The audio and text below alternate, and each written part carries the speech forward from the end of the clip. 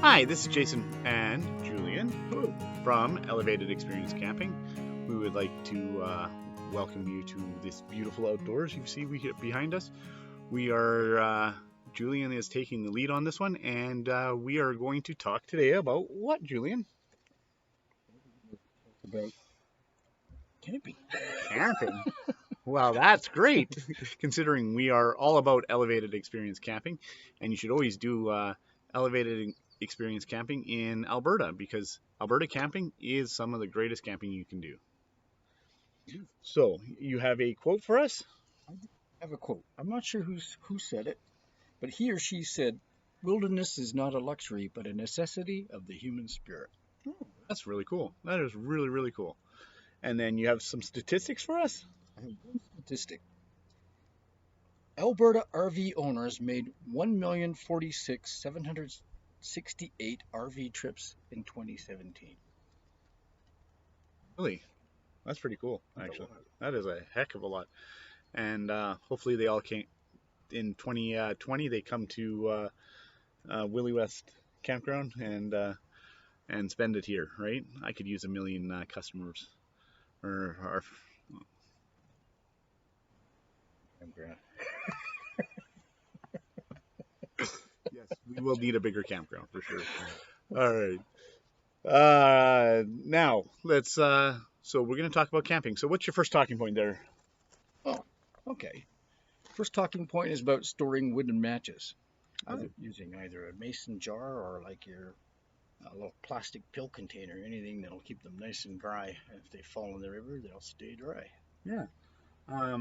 I also hear you should put some wax on them too, right? That's a good idea. Throw it around their heads and just peel them off.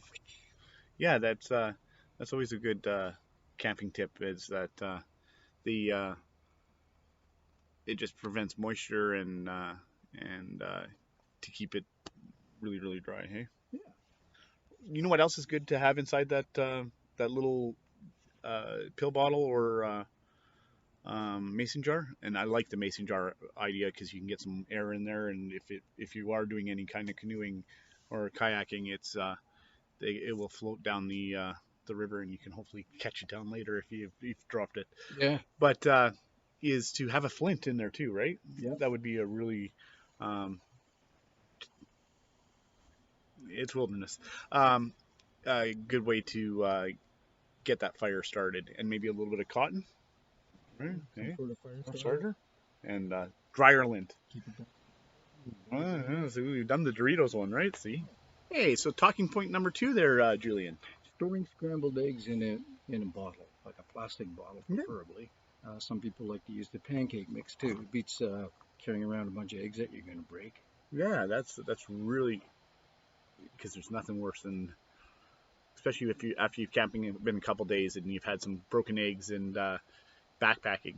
That's the worst. And I've had those yellow containers, those plastic ones, you know, that hold what is it? I think it is a dozen. They do hold, eh? Yeah. And they still seem to break in those damn things. So if they were in the mason jar or a Tupperware container, it would definitely save on breaking them already, right? So there's another really cool thing that you can do with those mason jars is if you're going out 2 days, you take 2 different mason jars and you have your scrambled eggs, or whoops, I jumped to the gun there. You put your eggs inside there, and you can put some cheese inside, grate some cheese, put it inside the mason jar, give it a really good shake. Yep. And we will actually do a whole cooking video on that thing alone.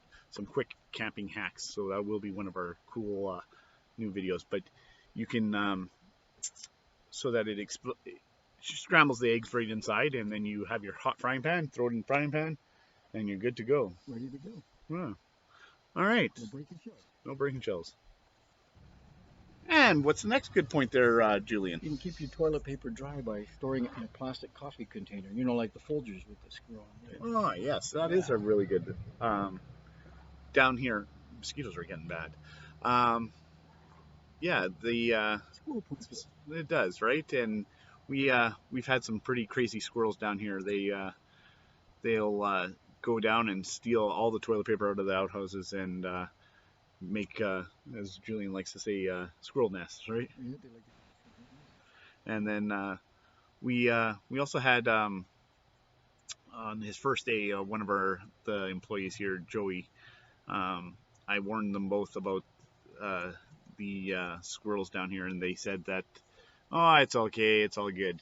He had a backpack with his lunch inside it, and those squirrels took the backpack, got inside, undid the strings, grabbed the lunch, sat in the founder's corner there, and while Joey was coming back, eating his sandwich and laughing at him basically. So that's it's those squirrels here are pretty relentless. So they'll put on that backpack and steal it and run away with it if they could.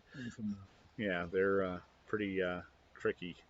So they like to do Alberta camping. So it's in our Alberta campgrounds, right? So that's kind of what they do. So perfect. What's your next talking point there? If you like to eat those little Tic Tacs, those containers are great for storing spices, and then they always click together. Oh yes, yeah.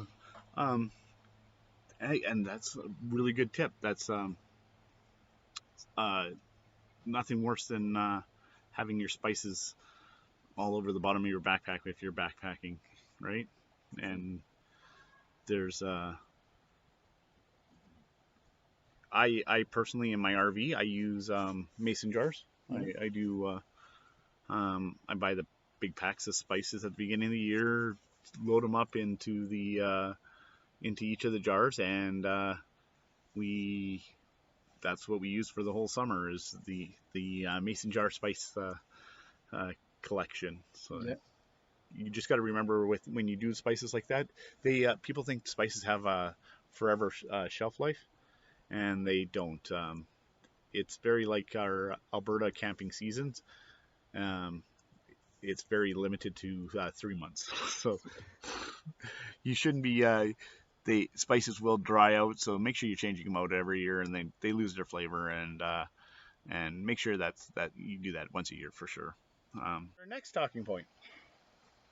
Take one of those roll-out shoe organizers with all like the D pockets that you have in it and put the shoes in them. Oh, like the plastic one. Yeah, there's a plastic one. You can get some cloth ones and just hang them up. But it's real handy for when you're camping in your RV or I guess even if you were tenting, you can hang them on a tree or something and stick all your kitchen utensils in it around the fire. You could odds and ends, like some of your matches and your flashlight, a few other things in there.